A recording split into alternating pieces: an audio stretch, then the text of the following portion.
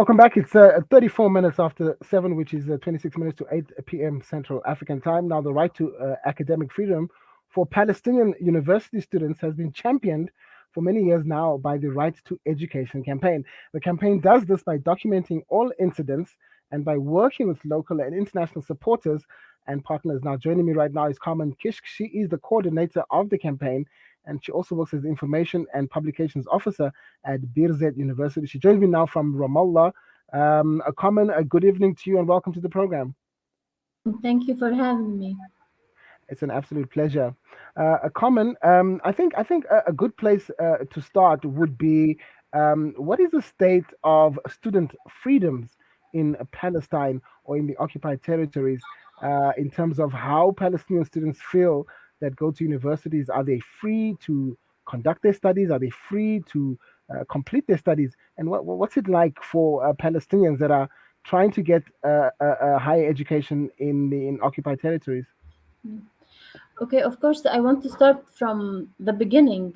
Hmm. So, since the establishment of Palestinian higher education institutions, including Birzeit University, back in the 70s, they've been targeted by the Israeli occupation.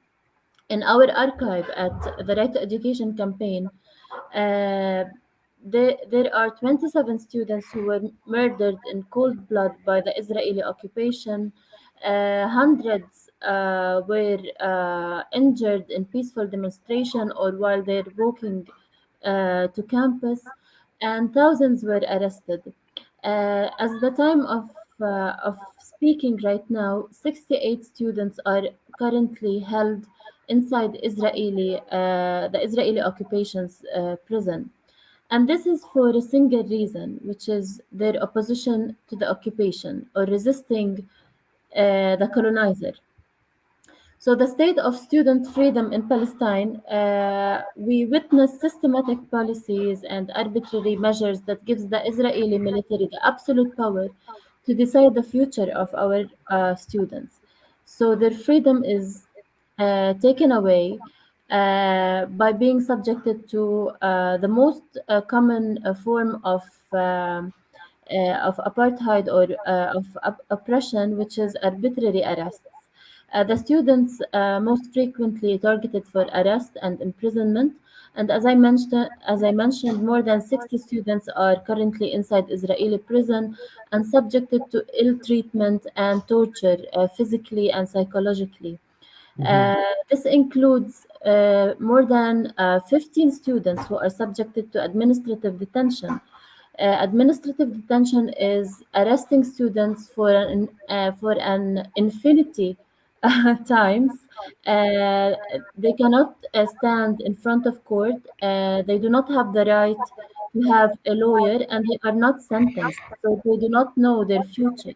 So the students, by being arrested, whether it's political or administrative, they won't be able to decide their future, and they do not know whether they're going to complete their BA degree in 4 years or maybe 10 years.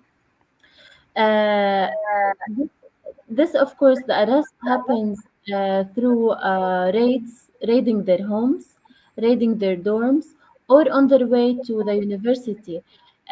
Students, when they come to the university from different cities from in Palestine, they should pass a number of military checkpoints. Hmm. When they pass these military checkpoints, they are subjected to imminent danger, including arrest or even shooting them. We cannot predict or expect what the occupation will do to them. Many students are arrested on checkpoints. Um, and this, of course, military checkpoints lead me to another oppression on their academic freedom, which is they do not have the right to choose which university they want to go. For example, Birzeit University is in the middle of Palestine, and it's close to Ramallah and Jerusalem. So when a student want to come from the north or from the south, they have to think twice because it's very dangerous for them to come through checkpoints. So we noticed a decline in the number of students who come from different areas in Palestine, from the north or from the south, And this, of course, affects the diversity of the student body, and of course, this affect their or violates their academic freedom and their right to choose Hmm. their right of choice their own university. I want to go back to arbitrary arrests. Okay. Most of our students are arrested and criminalized for being active inside a campus or for being part of the student movement, which is the right of assembly, the right of the freedom of expression are all guaranteed in all international laws and agreements. But on the contrary, the Israeli occupation target them, silence them, criminalize them for just being active inside campus. I want to give a funny example about a Yeah. student. She was arrested for participating in a dabke, in a dabke dance. It's a dabke. It's a folkloric Palestinian dance. So Okay. she was participating in a cultural event where she danced dabke. So when she was arrested on her criminal or on her sentence list, it was mentioned that she was arrested for participating in a dance. Wow. So she was dancing and was arrested, and that is only because this dance is organized by the student council. So Mm. this is the situation here in Palestine. Mm. No, you know, we've discussed this before on the channel, and I spoke to one of the Palestinian students who was telling me about how difficult it is, and I want to ask you about what these, or at least the treatment of the Palestinian students by the Israeli forces. What does this do to the aspirations of young Palestinian people? Young people all over the world, including in South Africa, want to go to university. I have children myself, that are going to university soon, and the discussions that we are having as parents, and what do you want to be when you grow up? So this siege of Palestinian students by the Israeli occupying forces, what does this do to the aspirations of young Palestinian people in terms of what they want to be when they grow up? Uh, I think, يعني I believe that it makes students more powerful and Mm, and they have the will, more will to resist and to fight the occupation. So when you mm-hmm, ask students about what they aspire to be when they grow up, they directly relate their specialization or their major to telling the Palestinian story, to telling the Palestinian cause to all over the world.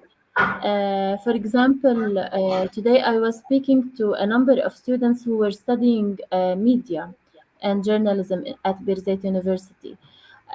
We talked about why they wanted to specialize in this specific major.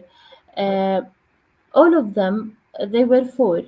The four of them stressed on the fact that they majored in journalism because they want to tell the truth, because they wanted to tell the world um, about what happens in Palestine, and that we are fighting and we are resisting a great number of violations and aggression that they will never stop us from fighting and resisting.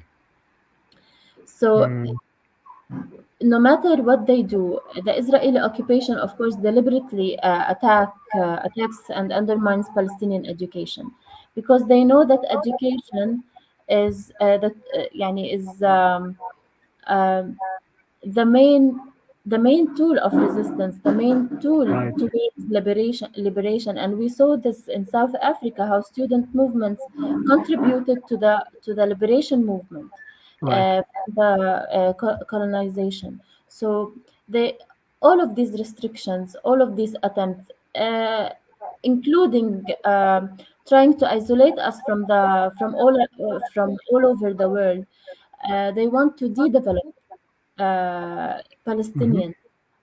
They do not want us to produce knowledge because they know that knowledge production, they know that development, especially by youth, by young people, will lead us towards liberation and decolonization.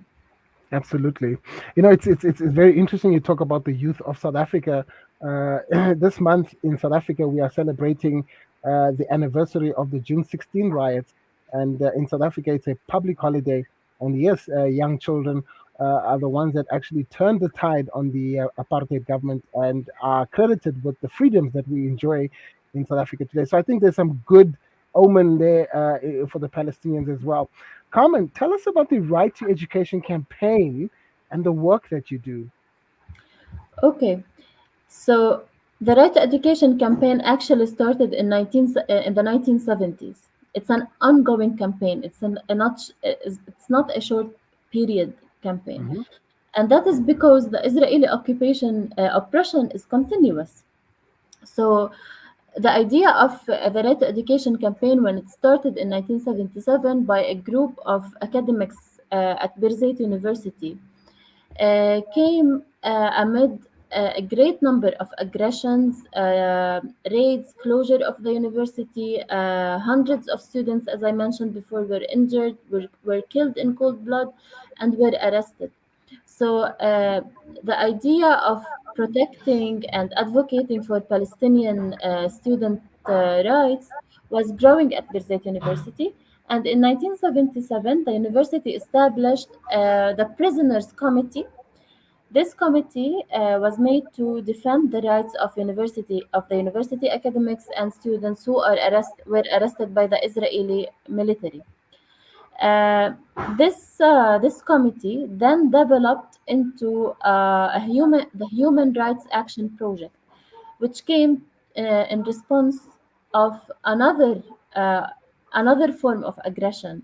Hmm. Back then, in 1980, the Israeli military issued a military order 854.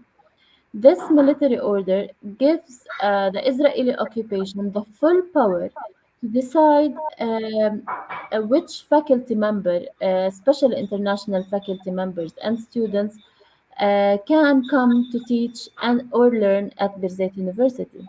Imagine such an arbitrary decision to decide on behalf of the university who can come to the university and who cannot. So this project, the Palestinian the Prisoners Committee, then developed into a human rights action project to also document the different forms of Israeli violations. In 2002, the Right to Education campaign was launched, and it was launched because of another form of aggression. The Israeli occupation built a military roadblock in the middle road between Birzeit and Ramallah. And this is the main road where all faculty member and all students come to the university. So every day, imagine that you are going to your lecture at 8 a.m. All students have to come outside of their vehicle and walk on their foot to the university. So it took them 1 hour to reach the university, but in car they can go like in 10 minutes, and they had to go through a check, harassment and military check, security check, which was very abusive and very arbitrary. So that's why the idea of the Right to Education campaign came out, uh, and there was an urgent need to expand its work. So basically, our work focus on three main things. The first thing is providing legal assistance to our students who are arrested by a specialized lawyer that is employed by the university. Hmm. The second thing is documenting these arrests and keeping an archive which is very important, I believe, to build our narrative now and in the future.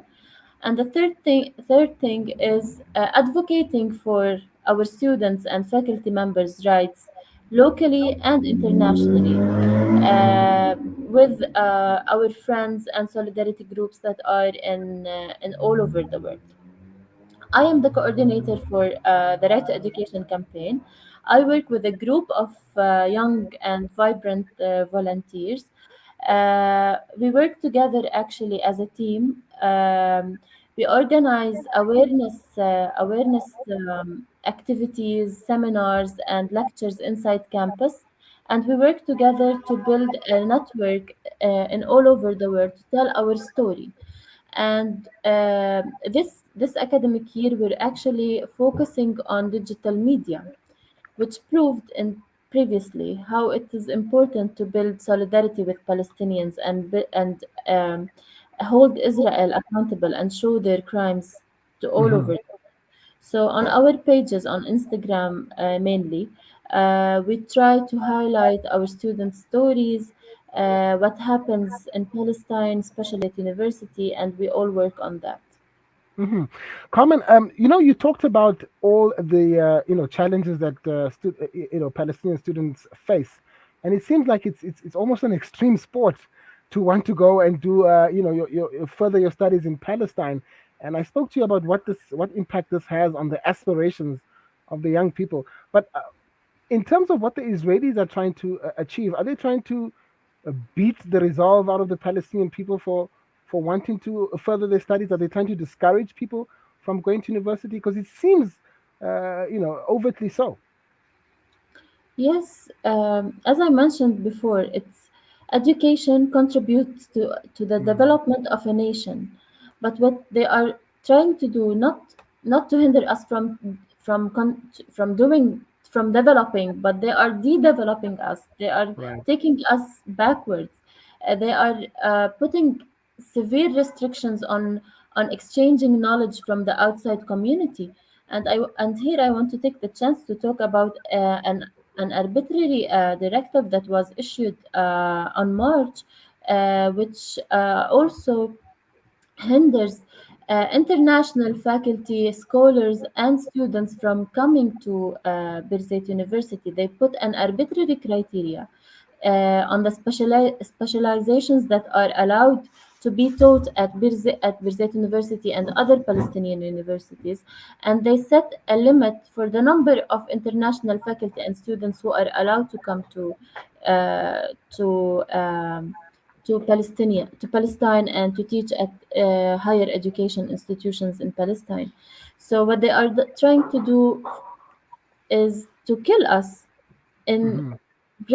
in different ways, not only through arrests, but from hindering us and not letting us produce knowledge, being open to the world for knowledge exchange, which are the main blocks for building a nation, which is education. Absolutely. You spoke about some of your main work, and one of which is obviously international solidarity. What can students in South Africa and around the world do to help and to show solidarity? I know you're doing your part, but what can the rest of the world do? Of course, staying in touch is key because sustainability in a relationship, in networks, in networking with solidarity groups is very important. What it is most important, what is most important, and what we highlight on, and the world needs right now, is academic boycott. This is what we focus on in all our talks with the international community. So academic boycott is one of the key ways by which students across the world can build effective solidarity with Palestinian students. And this is what is actually happening right now in Brazil, in South Africa, in European universities, and even US universities by um friends of Palestine. So boycotting Israeli academic institutions and those who are complicit with the Israeli apartheid regime is a must. Student movements, we believe that they are important to help build support of students' struggle for freedom and justice and equality in Palestine. So having supporters in all campuses, uh, and this and if this becomes a collective effort, it can contribute uh, positively to our cause. and for our to raise awareness about what happens with our students. And of course, Palestinians, students, and me as well, and all Palestinians learn from the historic achievements of the South African struggle. We always, in our studies and even in our daily life, we always draw parallels between the Zionist occupation of Palestine and the apartheid system in South Africa, and how we try to learn from your experience, your road towards liberation, and try to learn. Absolutely. Yeah. No, absolutely. Just on that note, Carmen, you speak about the fact that you learn from our road to liberation. South Africa was eventually liberated when the international community put a severe amount of pressure on the apartheid government. Sanctions, disinvestment, and boycotting played a very, very, very important role, and obviously the solidarity of the South African struggle. And I always ask this of all my Palestinian guests, in terms of how you see the struggle for Palestine right now, in terms of where it is internationally. Do you think the tide is turning? Do you think we will see freedom soon in our lifetime, or what's the mood on the ground? We hope so. We hope to see Right. freedom very soon, and we are working on that every day by Hmm. being steadfast on our land, by not leaving Palestine, by going to the university every day in spite of all forms of oppression and aggression. Um, and we are getting there because we noticed international humanitarian institutions like Amnesty International uh, describing or talking about Israel as an apartheid regime in their Mm. annual report, which is something new and something that we are not used to. And as I mentioned before, also social media has brought attention to the Palestinian cause again. Um, all yeah, different sides of the world started knowing about Palestine, talking about Palestine, and not feeling the fear of speaking about it. Um, so we hope that we can build on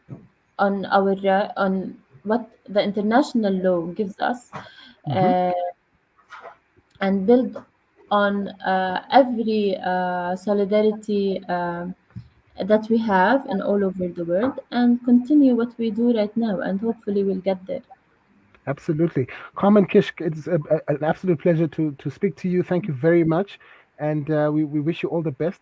We stand in solidarity with the Palestinian students. It's very difficult for them right now. Please pass our message to the young Palestinians that you interact with, and tell them that we stand with them and we encourage them, and we are praying for the freedom of Palestine, and we will obviously show our solidarity always. Thank you so much. Thank you for having me.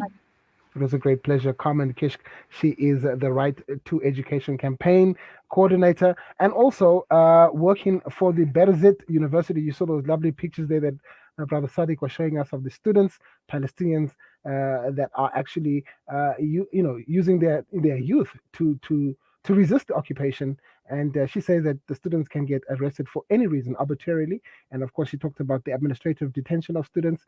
And of course, being a university student means most university students are young. So the young Palestinian population being beaten into submission, but she says that they are not leaving, they are not giving up, and she believes that the tide is turning, and the hope for freedom in their lifetime remains. That was Carmen Kishk speaking to us there from Ramallah. You too can also join in the resistance, and of course make your voice be known, and of course inshallah Aziz. And she says that social media in any way whatsoever show your uh, you know um, uh, your kind of um, affinity with the Palestinian cause. May Allah subhanahu wa ta'ala make it easy for all, inshallah. It's 2 minutes to 8 Central African time. We'll come back inshallah with our Islamic finance segment. Stay tuned.